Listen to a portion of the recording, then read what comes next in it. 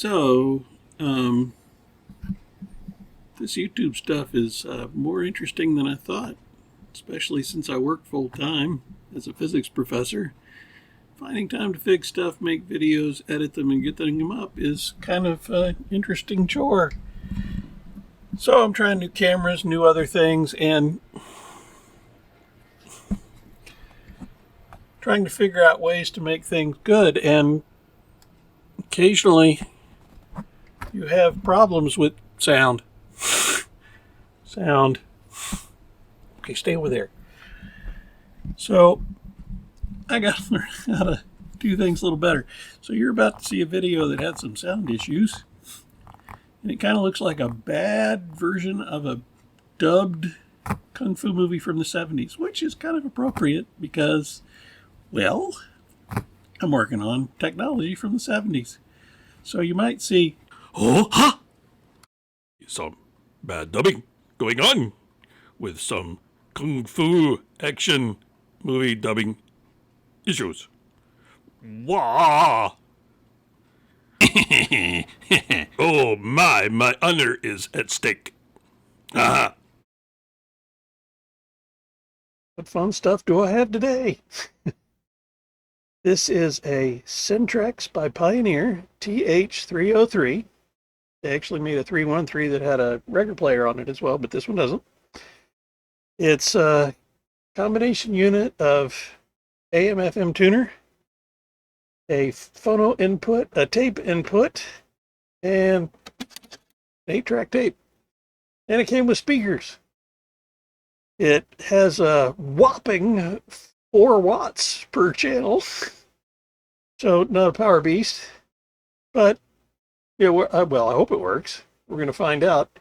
I picked this up on the Book of Faces from Places with Markets. I think I talked around that well enough. It was nice looking. Was described as worked the last time my mother-in-law used it many years ago, and it's been in storage ever since. We're going to see if it works. Don't know, but see what I can do with it. I'm not very good at this. I got to figure out how to be better at this. Talking extemporaneously. Well, I've discovered something right off the bat. Water damage on the speakers. And you see any cabling anywhere? A bunch of screws are missing. And my camera's acting up. And my audio. So what's going on in here? Try and figure that one out. I'm hoping there's a speaker in there. From the front, it definitely looks like there's one. But this one has the same problem. Oh, good. On the wires. That's a good thing. Oh, that's a good thing. But it definitely looks like that is not the original wiring, I don't think. And there's been some things, I think, done to it. So there has been some work in it. That's probably why the screws are missing. And I'm not sure that is the original plug. On front here, we have all of the things you would normally expect. Power button, program, which is hopefully the 8-track tape player, bass, treble, balance. Even though it looks like there's 2 independent things, they're really not. You would think the black dial and the silver dial were separate, but they're really one unit. Just kind of gives you the pretend that you're adjusting them separately. Balance, volume, AM, FM mono, FM auto, tape, and phono, and a headphone jack. It's fairly clean. Stereo indicator light, if it works, and tuner dial. Really plasticky, but does have a metal bezel. Nothing to do now, but maybe plug it in and see if it actually turns on. Let me get that set up. I'm always nervous when turning these on for the first time. Never know. So I've connected it to the wonderful dim bulb tester. And the way this works, if I flip it on and it's really bright, then bad things are happening.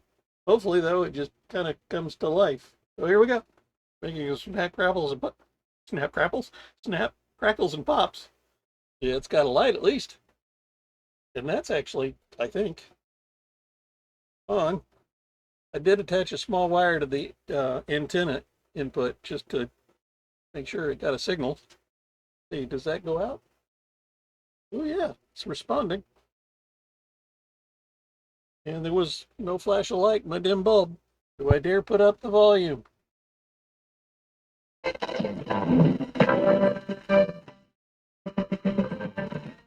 Really crackly, and I'm getting something out of the left one, but not the right one.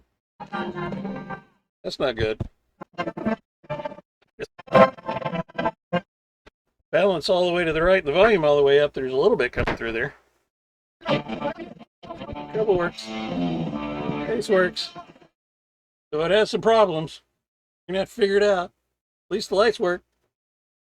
This, however, might be the reason why the right channel wasn't working. Because it's just kind of not connected. So let me fix that and see if it comes back to life. You don't know yep. That's why that channel wasn't working. I guess I wasn't hearing anything through it earlier. All I did was wrap the wire around it because that's apparently what's going on in both of these speakers. Somebody just wrapped wire around.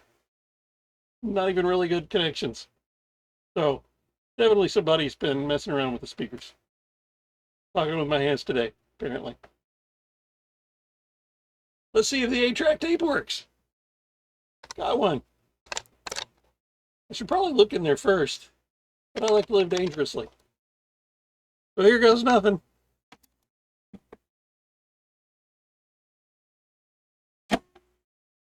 One lit up.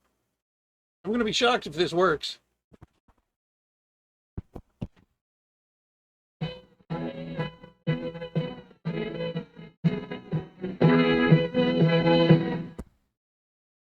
I'm shocked. If you saw my face, you would notice I was shocked. See, this is my shocked face. It's crazy. Very scratchy pots, though. Gotta definitely say that. Very, very scratchy pot.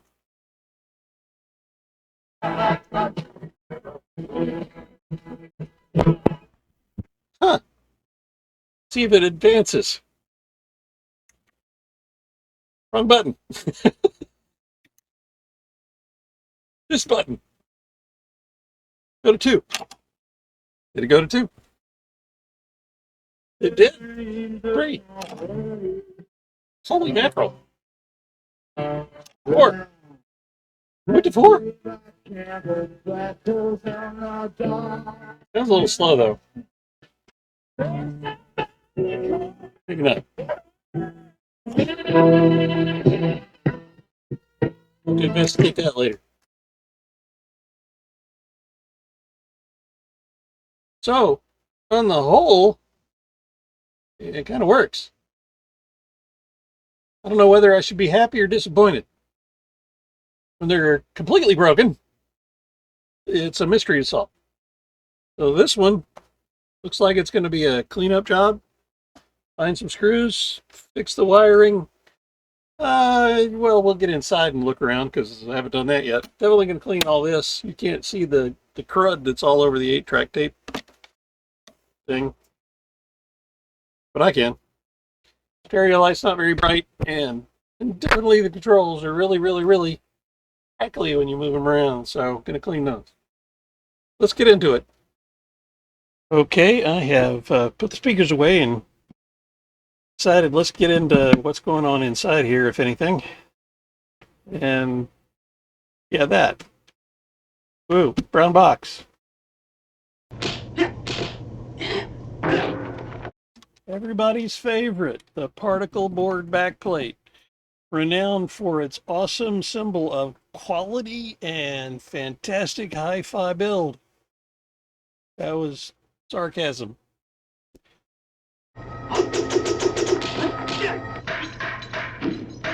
Interesting.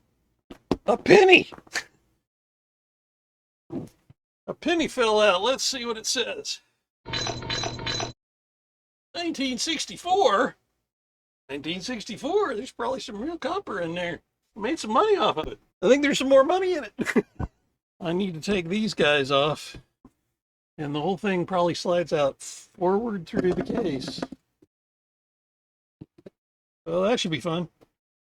Anybody ever been in here? All the little corners are still in the original corners. They have these little washers that bite into the cabinet, and sometimes when people take them off, they don't end up in the same orientation, and they make new little divots.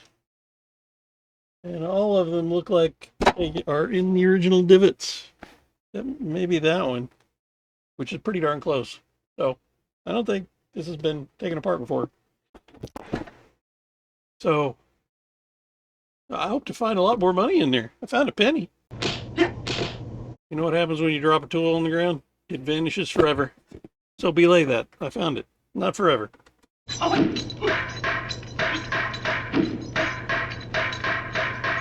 Now the way this should work, once I've gotten all the screws off the back and the bottom, is for these, this whole thing should slide forward out of the case. Give it a shot. Yeah, that worked. Okay. Oh, wait. More money. Yeah, more money. Apparently somebody lost some stuff in this. 2 more pennies. Let's see what the pennies say. Here's a way to date them. Come on, autofocus. There you go. 1972. We got a 1964, 1972. And, ooh, this one's even better. A 1963 D. Them some good pennies. So you never know. You might pick something up and it pays you. Any silver dollars in there anywhere? Come on, help me out. Buffalo head nickel? That'd be even better. I'd have a mercury dime. Ta-da! Now we can start looking at the insides. Well, what have we got going on the inside of this thing? Not too bad. Could use some cleaning. It's definitely an all-metal chassis. Power transformer. Here's the 8-track tape player, which again, I was shocked was working. Here's your radio area. I'm guessing that is preamp. That'll be 2 and 2 only lights, plus the stereo indicator light. Those will be the lights for the 8-track tape player up front. Still need to figure out what's going on in there. Probably going to definitely need a cleanup. If you ever play on these or if you ever work on these 8-track tape players, look for old pieces of tape wrapped around things, because it can mess up the speed and mess up what's going on in terms of the playback. And clean the heads. And make sure they're not scratched. And generally invent a time machine and go back and get one of these when they're new. Well, that's filthy.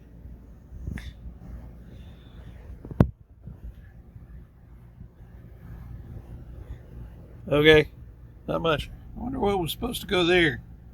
Huh.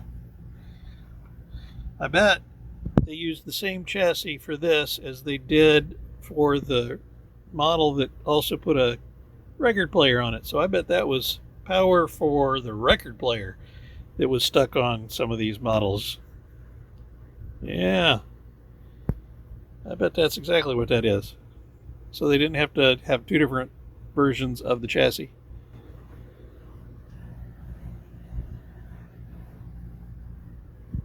Now to the underside. It apparently comes with a mirror on the bottom. Nope. That's just protecting this board or stuff happening there. But my, is it shiny. There is the belt for the tape player, which is in remarkably good shape considering where I live. Typically, things melt that are made of that kind of thing. So, stunned, it's in one piece. Inputs for the various things. That's just a ground. Huh. It seems to have a mirror on the inside. Well, on the underside. Well, no, not really. This is just a protective cover for the circuit board that's on the other side. Let's take off the mirror and see what's going on there. Let's take off the fancy flashing here. See what's going on underneath this board. That's also how I can get to the potentiometers back here because they're really noisy. At least I hope I can get to them that way. Easier said than done. These are on there a lot. There's one untightened. Need to get better elbow grease. You are particularly stubborn. Something gets hot. You can tell by the scorch mark. And it would be, what would that be? These two things? Figure that one out later. Stuff. We got stuff. Guessing these are the filter capacitors. I'm guessing these are our output transistors. And looking at the layout of this, I'm thinking this is one channel. Wait. Yep. And the other channel. Following the connections here, these are the speaker outputs, these two. So the black is grounding both of them. You can see they're connected together. And the gray and the green are your right and left channels. So if I follow the green wire along here, so let's see, the green and the gray are your right and left channels. That comes over to here to the headphone jack. And then the right and left channel get shifted to a red wire, which goes here, and a white, no, yep, a white wire, which goes to the matching post on the other channel. So my suspicion is probably right. This is one of the channels, and it's output transistors, and the other channel, and it's output transistors. I like the resistors in here because all their legs are coated with some sort of enamel so they don't short each other if they get bent around, which is kind of cool.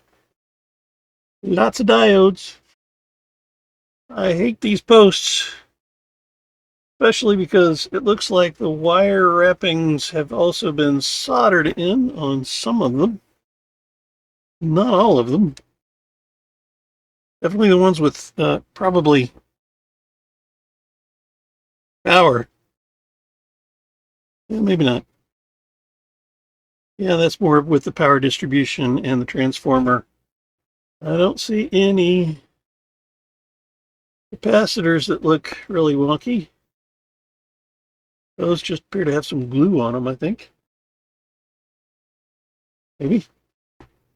The transistor, transistor, transistor, transistor, transistor, transistor. Man, there's a lot of transistors in this. Transistor. Matching ones over here. Transistor. Even the build quality in here is pretty good. A lot of the wire leads have shrink wrap. These output resistors over here, before the output transistors, are their legs are all wrapped up nicely too. I'm not used to seeing that. Yeah, this looks pretty darn good, and it certainly was working. Actually, I'm going to change up a little bit. I think just this is 1 amp board, or 1 amp section. This is the other amp section. I think here is all about volume, because that's this potentiometer. maybe balance, because that's this potentiometer. And then way down here is treble and bass, which I'm guessing also has something to do with what's going on up there. So yeah, this is all about the whopping 4 watts of power for each channel. This is my distribution network to all kinds of things. This is my selector system. All the legs on the transistors look good. It's got a fantastic heat distribution. It's just attached right to the metal chassis. Chassis. Just connected right to the chassis. The tape is still sticky. So for a budget system, I lucked out here. This is gonna be just clean it up, try not to break it, definitely work on the potentiometers. I'm one of those folks that if it ain't broke, don't fix it. I probably will investigate putting some better lights in it because lights are dim. So my quest on this TH303 system, Centrex by Pioneer, will be to provide better illumination, clean it inside and out, fix the speakers, and generally defend its honor in a modern world. Oh.